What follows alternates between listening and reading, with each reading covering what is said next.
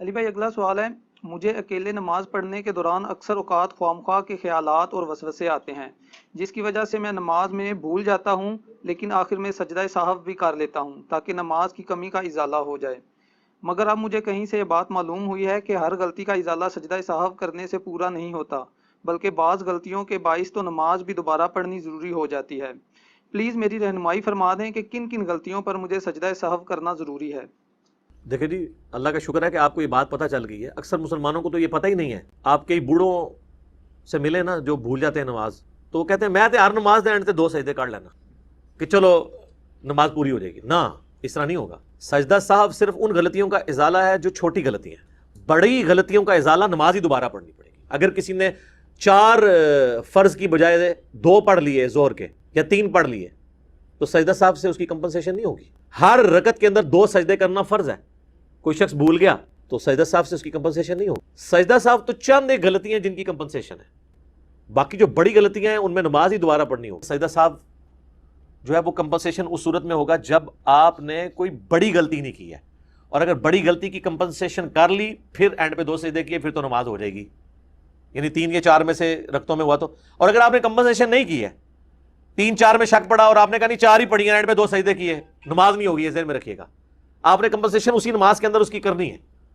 ایک شخص دوسری رکعت میں پہنچا اور اسے یاد آیا یار میں نے پہلی رکعت میں پتہ نہیں 1 سجدہ کیا یا 2، یہ تو خیر ویسے ہی خیال ایسا ہے کہ اس کو اٹھا کے پرے پھینکنا چاہیے، دوسری رکعت میں جا کے تو نہیں کسی کو خیال آنا، ٹھیک ہے۔ آپ کسی امام مسجد سے بھی پوچھیں نا کہ 3 دن پہلے عشاء کے پہلی رکعت میں تو نے کیا پڑھا تھا، دوسری میں، تو اس کو نہیں یاد ہوگا۔ ایون اگر آپ سے پوچھا جائے آپ نے پرسوں جو ہے وہ دوپہر کے کھانے میں کیا کھایا تھا، تو نہیں یاد رہتا۔ اب دوسری رکعت میں جا کے اگر شیطان لچ تل رہا ہے کہ پہلی رکعت میں تو نے 2 کیے یا 1، تو لچ ہی تلا ہے نا اس نے۔ تو اگر آپ کو بہت وہم ہے تو پھر آپ دوسری رکعت میں 3 سجدے کر لیں، تو وہ اس پہلی 1 رکعت کا 1 سجدہ پورا ہو جائے۔ اب سجدہ صاحب کریں گے تو آپ کی کمپنسیشن ہوگی۔ یہ میں آپ کو ڈاکٹرین سمجھا رہا ہوں۔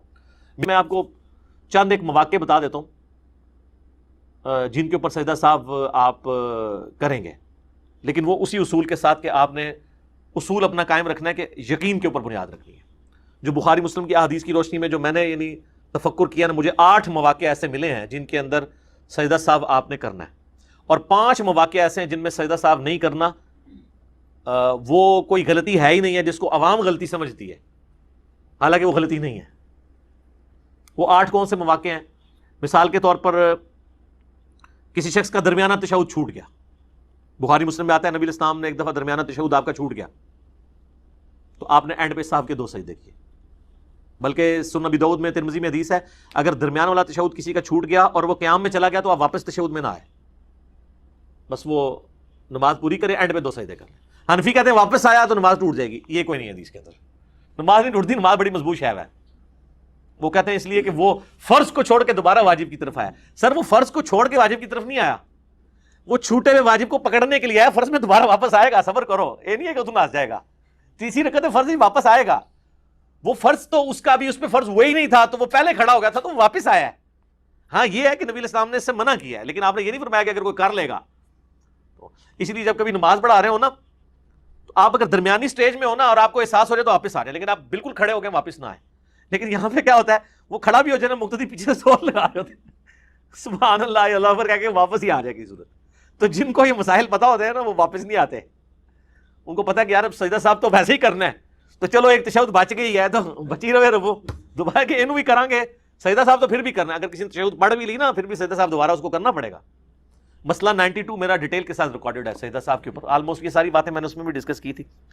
تو اگر درمیان والا تشہد رہ گیا آپ کا تو آپ سجدہ صاحب کریں گے تو آپ کی نماز ہو جائے گی۔ اسی طریقے سے رکعتوں کی تعداد میں شک ہو گیا، دوسرا موقع ایسا ہو سکتا ہے، رکعتوں کی تعداد میں شک ہے تو آپ کم کی طرف جائیں۔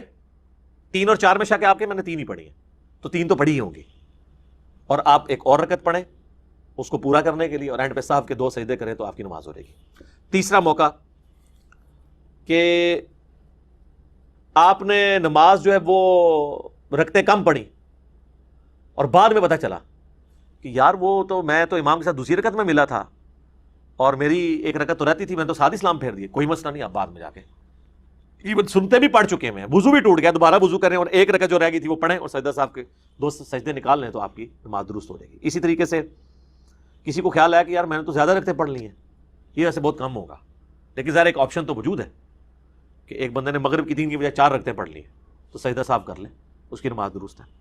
اسی طریقے سے پانچواں ایک آپشن ہو سکتا ہے، سجدوں کی تعداد بھول گئے، خطرہ پڑ گیا، ایک کیا یا دو، تو آپ سمجھے میں نے ایک ہی کیا، ایک اور کر لیں۔ ویسے ربک فلی اگر دو سجدوں کے درمیان پڑھیں گے نا، اور ایون یہ فقہ حنفی میں بار شریعت میں بھی یہ وظیفہ لکھا ہوا ہے، لیکن حنفیوں کو پتہ ہی نہیں ہے۔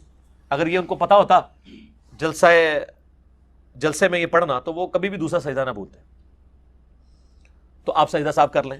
چھٹا ایک موقع ہے کہ سرن نماز تھی، آپ نے اونچی آواز سے قرات شروع کر دی،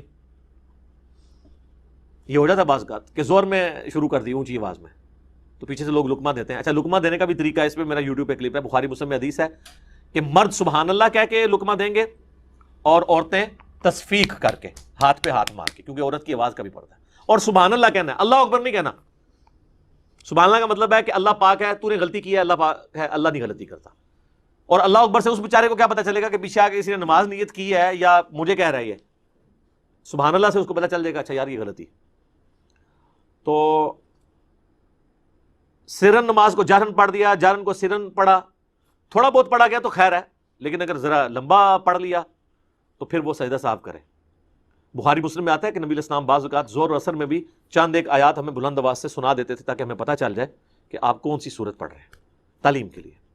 اسی طریقے سے کسی نے رکوع اور سجدے میں قرآن پڑھ لیا، دعا کے علاوہ قرآنی دعائیں پڑھ سکتے ہیں، لیکن صحیح مسلم میں حدیث ہے کہ نبی علیہ السلام نے رکوع میں اور سجدے میں قرآن پڑھنے سے منع کیا، اور فرمایا رکوع اللہ کی عظمت کے لیے ہے اور سجدہ دعاؤں کے لیے، لہٰذا اس میں دعائیں مانگو۔ اور مسلم شریف میں حدیث ہے تم سجدے میں اپنے رب کے سب سے زیادہ قریب ہوتے ہو، لہٰذا اپنے رب سے خوب دعائیں مانگا کرو۔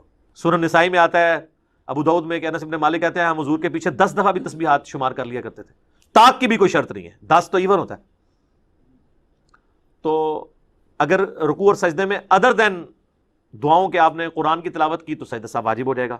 اس طریقے سے اگر پہلی 2 رکعتوں کے اندر سورت ملانا بھول گئے سورہ فاتحہ کے بعد تو سجدہ صاحب پھر آپ پہ واجب ہوگا۔